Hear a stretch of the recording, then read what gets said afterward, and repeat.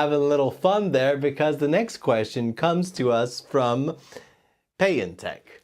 Hey, have you heard of the Chinese erhu or the Mongolian horsehead fiddle? The Morin Khuur.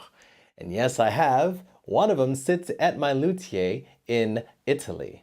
Have you attempted to play either? Absolutely, of course. I lived in California and erhus were everywhere. They're very different because the erhu is much more dainty with a wire, while the Morin Khuur is like, of course, it has a cool horse head, but it has a bigger box and strings made of animal, possibly horse. I also played a birimbau, which is found in capoeira in Brazil, played with a stick against a wire, but that is completely different. Of course, Payantech, I know of the Morin Khuur, and if you know of the who, not that who, but this who.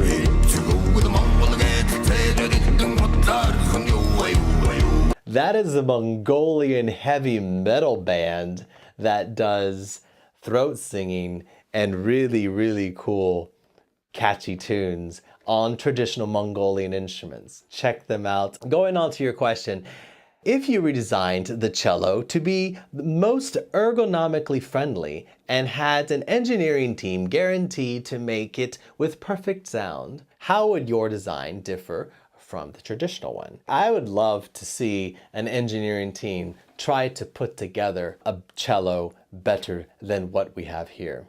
If you ever have the chance to go to Cremona, Italy, you will be able to see the many iterations and variations we have of these bowed instruments. Everything though on the instrument serves a purpose. For instance, right here on the cello, it's not just as a convenient shape.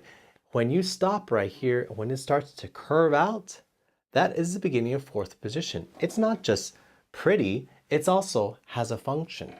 The reason why we have a bevel on our fingerboard underneath the C was an innovation of Bernard Romberg. That's why it's called the Romberg bevel. And these bridges, the different materials that we use, the end pin, everything right here has been tried and trued. And then, after so many different iterations, made into something quite pleasant to look at. Hence, if you can get with an engineering team, you possibly will be able to design something that creates a good amount of sound.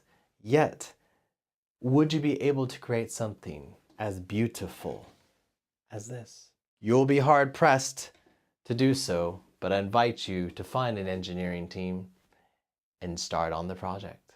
For me, I'll stay with my Italian cello, maybe another lifetime.